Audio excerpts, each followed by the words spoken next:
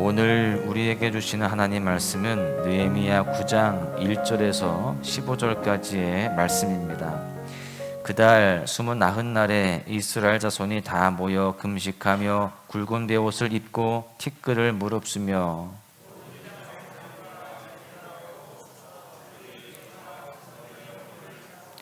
이날에 나 4분의 1은 그 제자리에 서서 그들의 하나님 여호와의 율법책을 낭독하고 낮 4분의 1은 죄를 자복하며 그들의 하나님 여호와께 경배하는데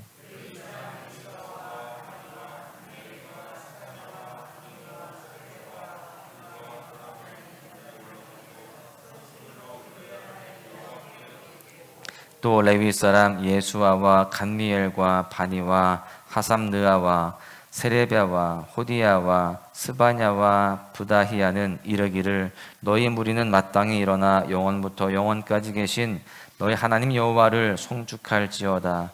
주여 주의 영화로운 이름을 송축하올 것은 주의 이름이 존귀하여 모든 송축이나 찬양에서 뛰어남이니이다.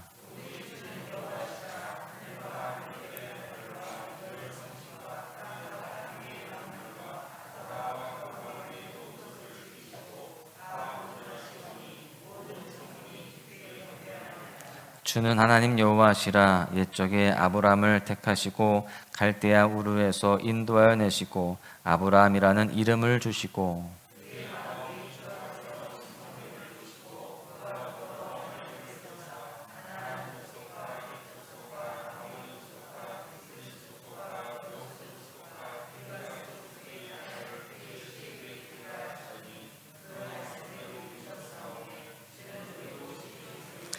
주께서 우리 조상들이 애굽에서 고난받는 것을 감찰하시며 홍해에서 그들의 부르짖음을 들으시고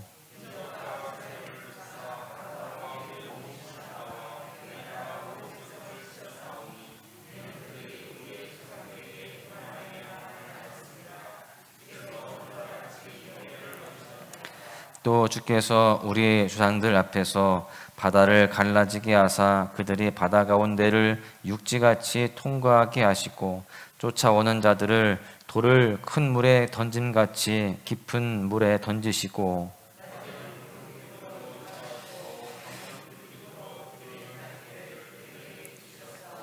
또 신의 산에 강림하시고 하늘에서부터 그들과 말씀하사 정직한 규례와 진정한 율법과 선한 율례와 계명을 그들에게 주시고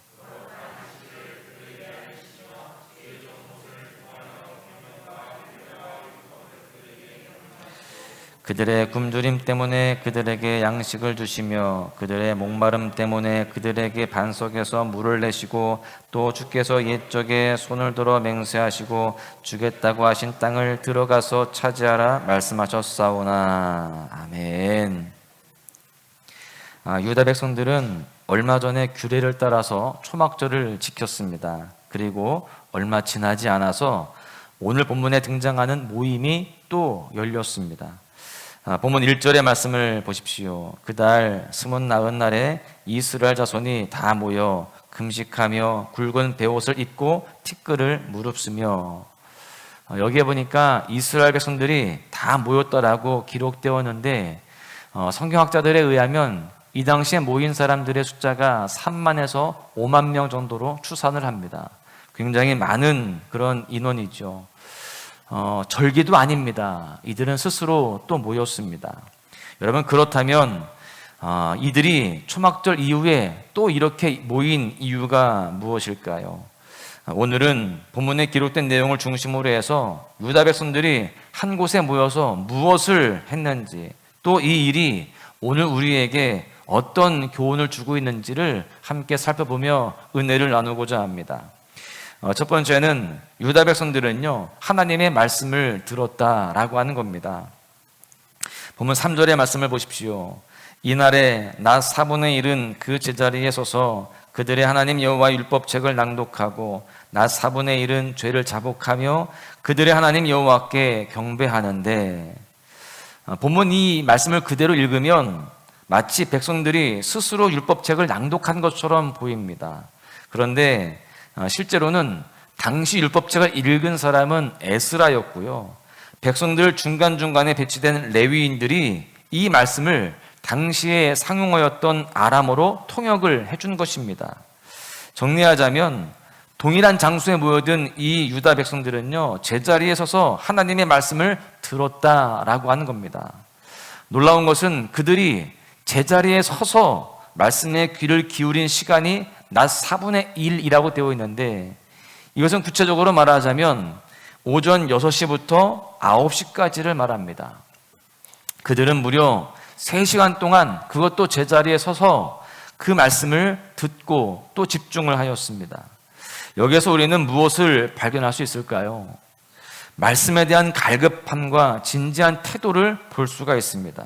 그들은 무려 3시간이나 제자리에 서서 말씀에 흐트러지지 않고 집중을 하였습니다. 우리는 앉아서 1시간도 힘든데 이들은 서서 3시간을 그렇게 말씀만 듣고 있는 겁니다.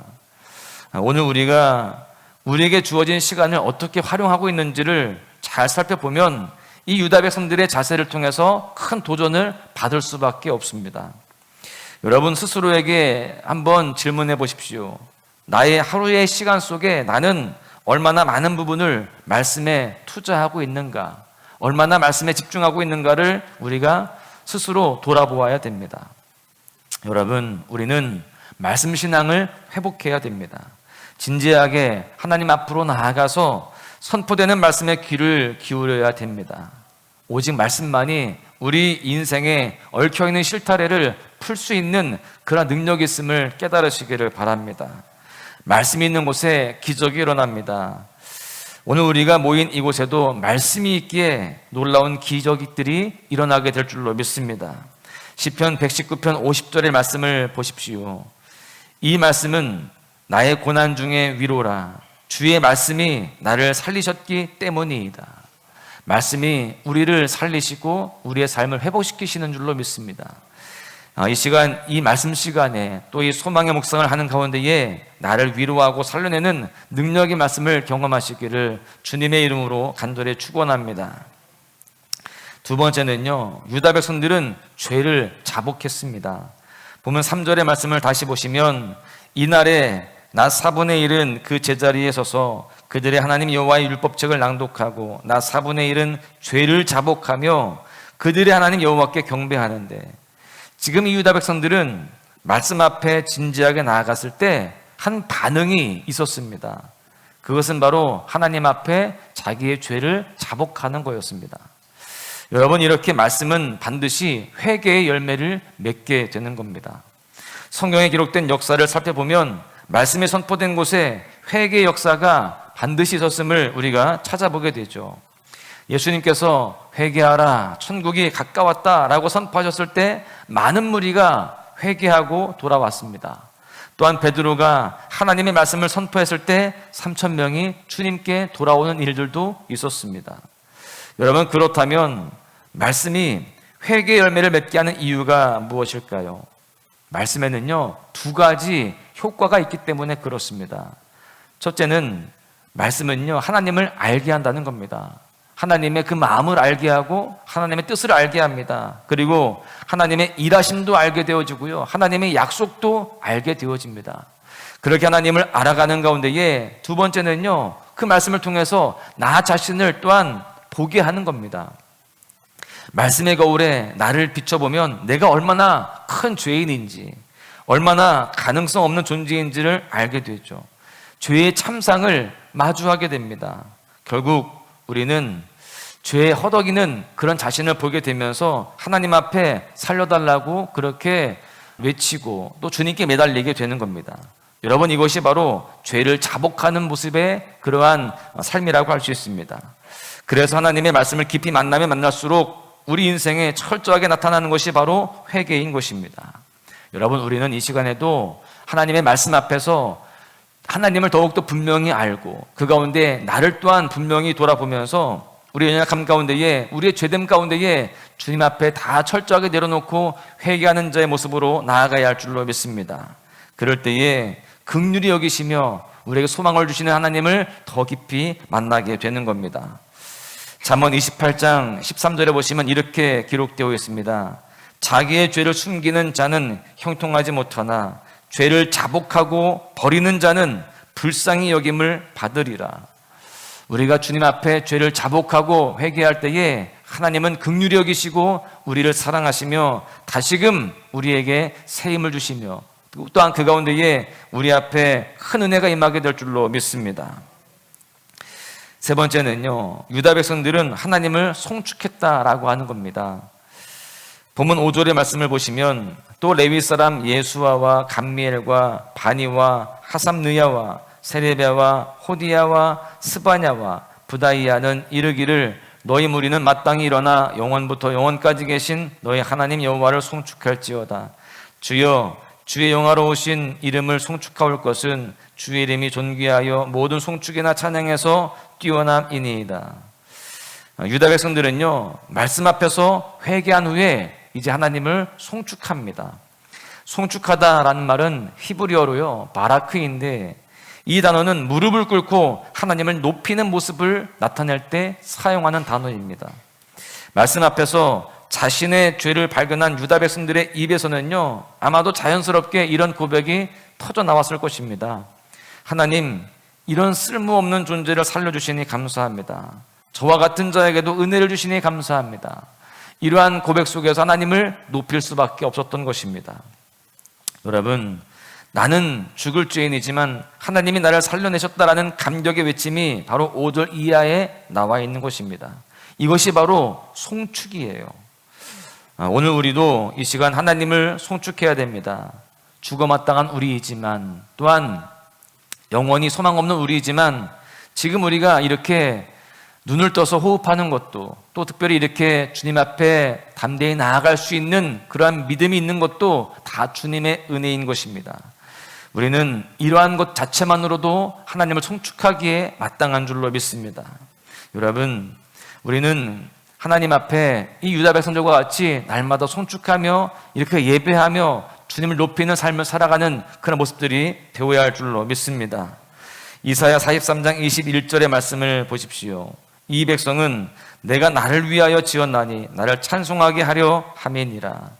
우리는 하나님을 높이기 위한 존재로 그렇게 창조되었습니다.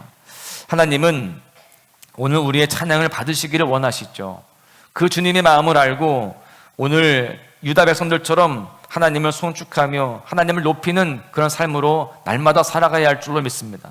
매 순간 우리의 삶의 모습이 하나님의 이름을 높이는 그러한 삶이요, 또한 그 가운데 주님을 기쁘시게 하는 삶이 되시기를 주님의 이름으로 간절히 축복합니다. 말씀을 정리하는데요, 우리는 오늘 한 자리에 모인 유다 백성들의 모습을 통해서 성도가 가져야 할 세 가지의 자세를 깨닫게 되었습니다. 먼저는 성도는요, 하나님의 말씀을 들어야 됩니다.